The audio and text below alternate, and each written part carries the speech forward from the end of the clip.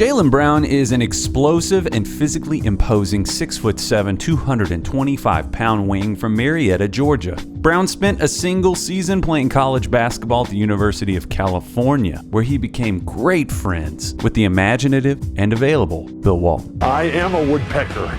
Come on, bugs, get out of there. I'm hungry. Let's go. In 2016, Jaylen was picked 3rd overall by the surging Boston Celtics. In year 2, Brown posted averages of 14.5 points on 11.5 shots per game, 4.9 total rebounds, 1.6 assists, and he upped his three-point percentage to 39.5%. In this early stage of his career, he's shown sizable improvement and logged meaningful playoff minutes for one of the most promising rosters in the NBA. This is The Leap, a series where we break down the NBA's next generation of could-be stars. Guys who have a lot of talent, a little experience, but still have questions surrounding their games. In part 3, we're going to take a look at what we've seen thus far and what we expect to see in the future from Jaylen Marcellus Brown.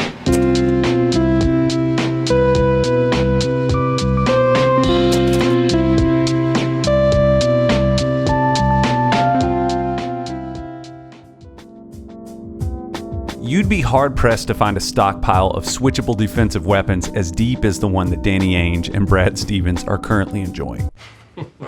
Time to musk up. Wow. Never ceases to amaze me. Jaylen Brown is the crown jewel of that collection. He's got every physical tool that you could want in a defensive wing. He's tall enough at 6'7" and long enough with a wingspan of 7 feet and 1/2 inch to stifle proficient scorers at his own position. But the real pop in Brown's game comes with his fantastic athleticism. Brown's not a balls to the wall, constantly going 100 miles per hour type of guy, but he's one of the most athletic wings in basketball. His gait and body language are not indicators of what he's capable of doing. His explosiveness sneaks up on you. He reminds me of one of the Regenerators in Resident Evil 4. I don't know if you guys have ever played that game. You'll see him sauntering along and then, holy shit, he's fast! At 22 years old, Jaylen's already one of the more formidable switchable 1-5 players in the league. He can check stretch fours, primary perimeter scores, and most everything in between. He might not be totally equipped to get his feet ahead of the quickest NBA guards off the bounce, but his length and strength give him effective corrective tools if he finds himself out of position. If you're a player that needs to get your offense going to have a good game, Jaylen is not the type of guy that you want to see. He's going to make you uncomfortable. He's a high effort, no plays off defensive player, and if he decides that he's going to make a play on the ball, there's just no getting rid of him. He is a plague. His physicality gets in your head. Pick and roll ball handlers can't help but be aware of his frame lunging towards them from the side when he goes over a screen. He communicates well, and he's got exceptional positional intelligence that can really make you pay for poor decisions. Because of his low gamble approach, his counting stats don't tell his whole story though. He averaged a steal and roughly half a block this past season, but because of his ability to close up driving lanes, he doesn't have to constantly attempt to disrupt a play to have an impact. Brown makes the routine things difficult. He's typically not going to bail anyone out by overplaying the ball or getting too anxious to make a home run defensive play. Among players under 25 years old, Jaylen allowed the lowest defensive field goal percentage at 39.6% and had the 6th best defensive rating at 100.3. Most impressively though, in Jaylen's second season in the NBA, he had the 5th lowest percentage differential at -5.7. That means that on average, opponents shot nearly 6 percentage points lower than their average when Jaylen Brown was guarding them. Enough made me sad. Now I tell you, enough made me sad.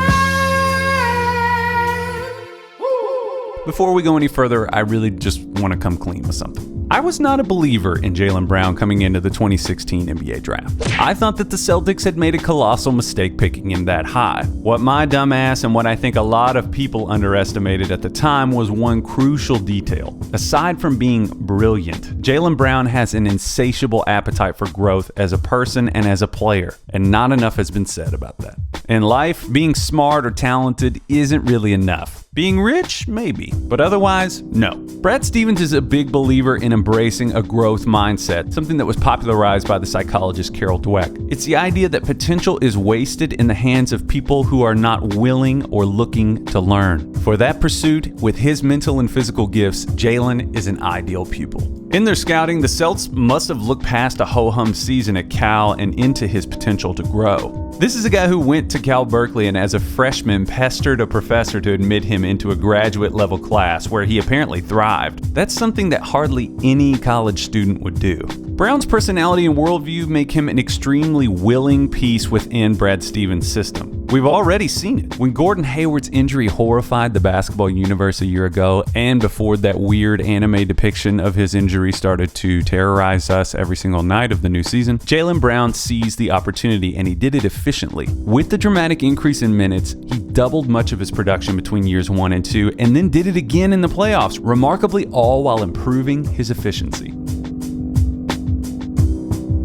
Jaylen Brown's ball handling has been an easy target for criticism throughout his young career. I think it's a valid criticism, but I think that it's a bit more complex than just ball handling. It's a weakness that ripples throughout his game. He excelled in an expanded but defined offensive role in 2017-18. He was often used as a corner floor spacer in the Celtics offense, and he did it efficiently, shooting 48% on left corner threes and nearly 40% from the right corner. He also looks comfortable shooting in dribble handoff situations, seeming to prefer going to his left. He also finishes well, above the league average. Still, in the open floor, Brown's inability to consistently and fluidly create off the dribble hinders his ability to leverage his spectacular athleticism. Lesser athletes can give him a moment of pause, and it's often enough to totally neutralize his physical advantage, which can lead to some awkward sequences where he's fumbling the ball or committing a violation or having to make a harder than necessary pass. Jaylen was nicknamed the Old Man by his mother, and it's not difficult to see why he got that nickname. He's a measured, calculated thinker on the court, and I almost wonder if some of his raw instinct is being hindered by that lack of fluidity in his handle. It makes me wonder if this hiccup in his game can put him further in his own head. Just a thought. He seems like a soloist that's struggling with technique. Without the ability to translate inspiration into information, your creative flow is stunted, and it's difficult to really express yourself in real time.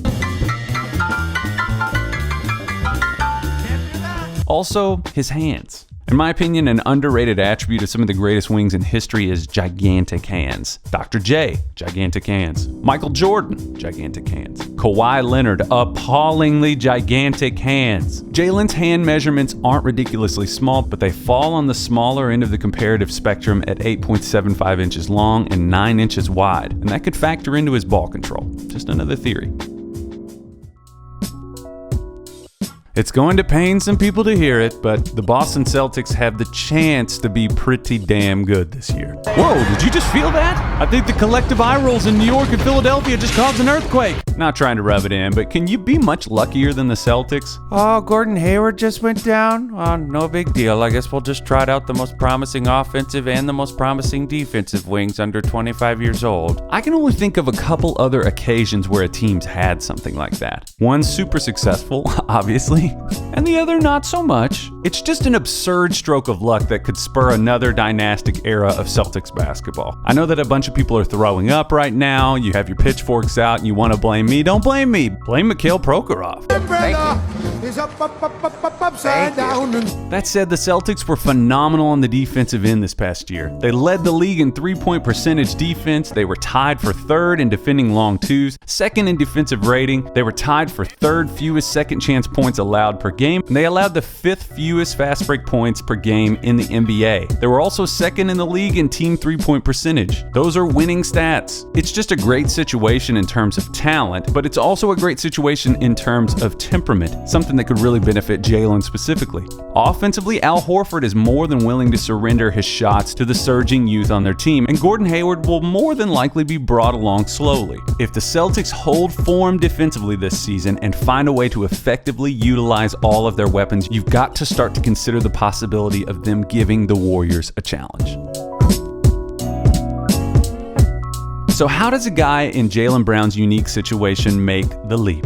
Here are some ideas. First, there's no excuse for a big physical wing, especially one who shoots over 40% from some spots beyond the three-point line, to shoot 64% from the line. I'll grant you that's a nitpick, but I don't know, it just bothers me. That's easy money that he should not be leaving on the table. Second, finding ways to further elevate his strengths. Now, this seems like an easy one, but I think it's important. I'm skeptical that he's ever a primary or even secondary ball handler, so I think that he's going to have to continue to grow on the defensive end of the floor. I don't think that it's a stretch to say that Jaylen could easily be in the conversation for all defensive teams throughout his career, and that alone will thrust him into the elite tier of the NBA. If he does that, he's offensively capable enough to be an all-star. Last, that ball handling. Growth as a ball handler could dramatically elevate his status. The more he's able to improve that handle, the more confident he'll be in attacking isolations. It'll lead to increased offense for himself, and it'll lead to increased offense for his teammates. For a guy that's already a questionable decision maker with the ball, a shaky handle only compounds things. It's a make or break threshold in his development. The reality is that isolation reps in bulk could be difficult for Brown to come by for the foreseeable future.